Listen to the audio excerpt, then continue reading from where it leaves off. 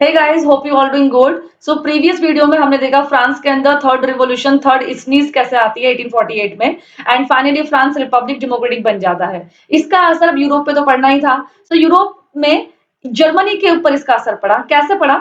वहां पर भी नेशनल असेंबली थी, लाइक वो उसी तर्ज पर, उसी पैटर्न पे ऑलरेडी बन चुकी थी फ्रांस से इंस्पायर होकर, जैसे फ्रांस के अंदर नेशनल असेंबली बनी थी एंड बहुत सारी कंट्रीज में बनी थी, राइट। सो जर्मनी के अंदर भी नेशनल असेंबली थी।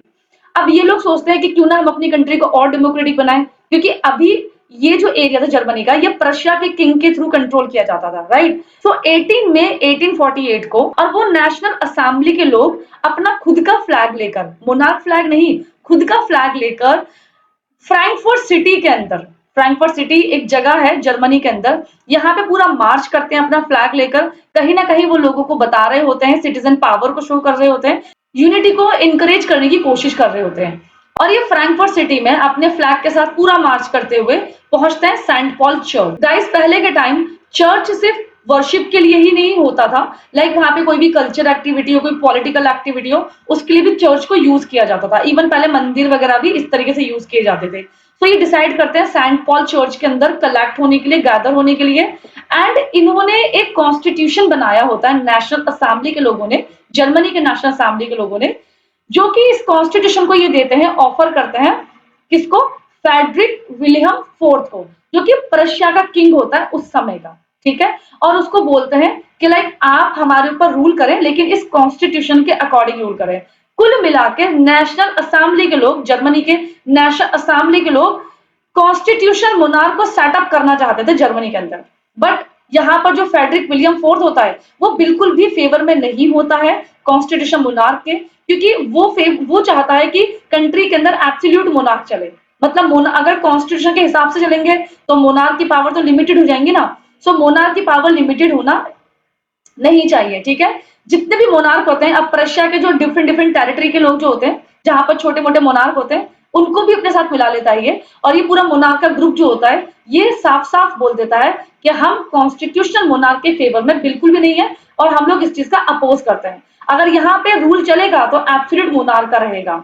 बट जर्मन की जो नेशनल असेंबली के लोग होते हैं, वो अपनी बात बोल रहे होते हैं कि उनको यहाँ पर कॉन्स्टिट्यूशन मोनार्क चाहिए, और उनकी कंट्री और डेमोक्रेटिक चाहिए, लोगों के हाथ में और पावर होनी चाहिए। और इसीलिए यहाँ पर जितने मोनार्क होते हैं, वो इस चीज को मना कर देते हैं, अपने ट्रूप्स को बुला लेते हैं और मीटिंग को डिसबैंड कर देते हैं।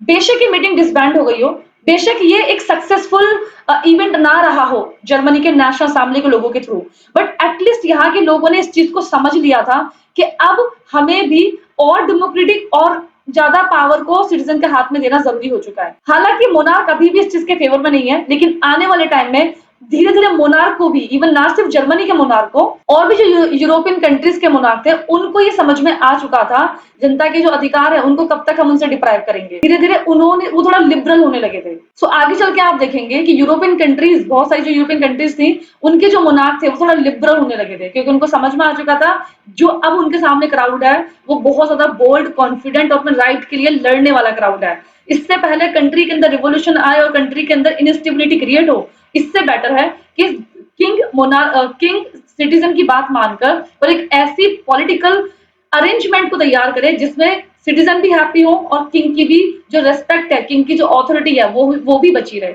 हम यहाँ पे एक चीज और पढ़ेंगे विमेन के बारे में। आप यहाँ पे देखेंगे कि जो 831 रिप्रेजेंटेटिव आए थे, इनके साथ कुछ विमेन भी थी। ये कोई इलेक्टेड तो नहीं थी, बट हाँ ये क्राउड को बढ़ाने के लिए काम कर रही थी। इनको क्राउड ज्यादा दिखे इसलिए लिया गया था। अब विमेन आप देखेंगे कि विमेन सिर्फ यहाँ पे व्यूअर्स की फॉर्म में ऊपर बैठी हुई हैं। ये यहाँ पर जितने भी नीचे लोग बैठ कर बात कर रहे हैं, पॉलिटिकल इशू पे डिस्कशन कर रहे हैं कि भाई कंट्री के अंदर कॉन्स्टिट्यूशन मोनार्क होना चाहिए या नहीं होना चाहिए, इसमें विमेन का कोई भी ओपिनियन एक्सेप्टेबल नहीं था। इसीलिए इनको सिर्फ ऊपर से व्यूअर की फॉर्म में बिठा दिया था। सो हम ये देख सकते हैं कि जर्मनी के अंदर अभी भी विमेन को लेकर पॉलिटिकल राइट उनको मिलने चाहिए या नहीं मिलने चाहिए, ये एक मुद्दा बना हुआ था, ठीक है, जो कि काफी टाइम बाद में सॉल्व हुआ। तो आगे हम डिस्कस करेंगे यूनिफिकेशन जर्मन का, इटली का, जिसके अंदर आप नोटिस करेंगे कि यहाँ पे जो यूनिफिकेशन किया गया था वो खुद मोनार्क के थ्रू किया गया था। तो मैं, अगर आपको ये वीडियो अच्छी लगी है जल्दी से लाइक कर दो, चैनल सब्सक्राइब कर दो अगर नहीं किया है तो। डिस्क्रिप्शन बॉक्स में आपको कुछ लिंक मिल जाएंगे जिनसे आप एनसीईआरटी सॉल्यूशन, असाइनमेंट वर्क और इस पीपीटी का पीडीएफ डाउनलोड कर सकते हैं। तो मिलते हैं नेक्स्ट वीडियो में। Till then bye, take care.